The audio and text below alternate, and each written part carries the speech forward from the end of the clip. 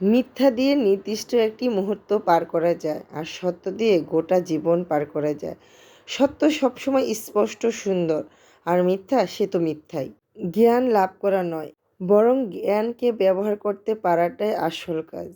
আসসালামু আলাইকুম, সবাই কেমন আছেন? আশা করি সবাই খুব ভালো আছেন। আলহামদুলিল্লাহ, আমিও ভালো আছি। এই যে সকালবেলা ব্যস্তময় জীবন আমার একটা, সকালবেলা ঘুম থেকে উঠে নামাজ পড়ি, রান্না করে চলে যেতে হয়। এই তো ময়নার টিফিন, সকালের নাস্তা, ভাই বোনের নাস্তা তৈরি করে খাইয়ে আবার ময়নাকে নিয়ে স্কুলে যেতে হয়।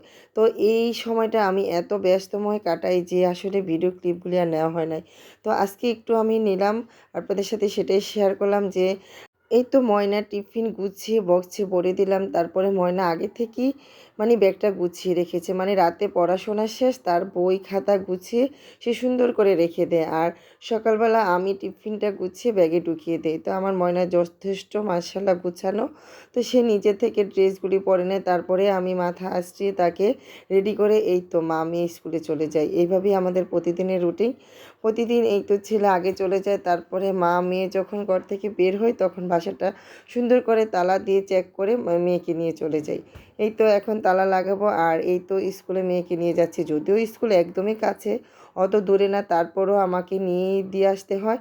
যাই হোক, ময়নাকে স্কুলে দিয়ে এসে এই তো সবজি কেটে কুটে রান্নার জন্য গুছিয়ে নিচ্ছি।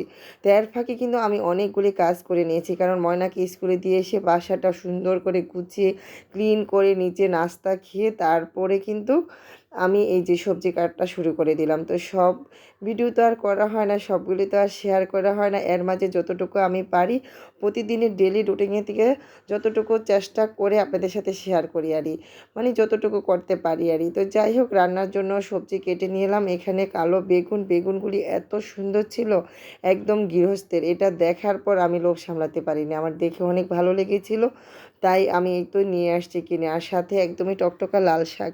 তো যাই হোক, মাছ ভেজে রেখে দিয়েছি, তারপরে সবজি কেটে ধুয়ে পরিষ্কার করে কষিয়ে এখন রান্না করে নিব। তো বেগুন তরকারি রান্নার একটা মজার সিক্রেট হচ্ছে বেগুনে কোনো ঝোল দেওয়া যাবে না।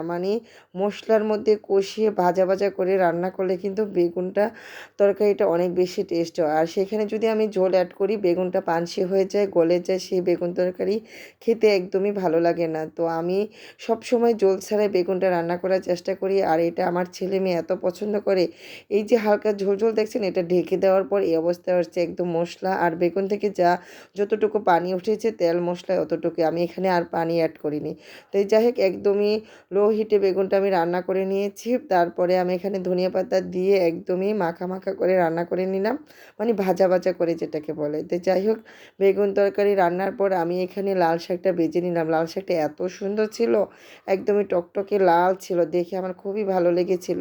যদিও শীতের প্রথম দিয়ে লাল শাক খেতে ভালো লাগে, লাস্টের দিকে ভালো লাগে না। আর বাজারে কিন্তু 12 মাসই লাল শাক কিনতে পাওয়া যায়, কিন্তু শীতের প্রথম দিক দিয়ে খেতে বেশি ভালো লাগে। যাই হোক, একটা পার্সেল আসলো। পার্সেলটা হাতে পাওয়ার পর আমি যতটা না খুশি, তার চাইতে আমার ছেলে 4 গুণ খুশি। কারণ সে জুতাটা দেখেছিল অনলাইনে যেরকম, ঠিক হাতে পাওয়ার পর ওরকমই পেয়েছে, কারণ সে ট্যুরে যাবে। সে মহা খুশি, ছেলে খুশি মা খুশি। তো যাই হোক, আজকের মতো এতটুকুই ছিল ভিডিও। আমার ভিডিওগুলি যারা লাইক কমেন্ট শেয়ার দেন তাদেরকে অসংখ্য অসংখ্য ধন্যবাদ। আমার প্রিয় আপু ভাইরা এভাবেই আমার পাশে থাকবেন। আজকের মতো বিদায়, আল্লাহ হাফিজ।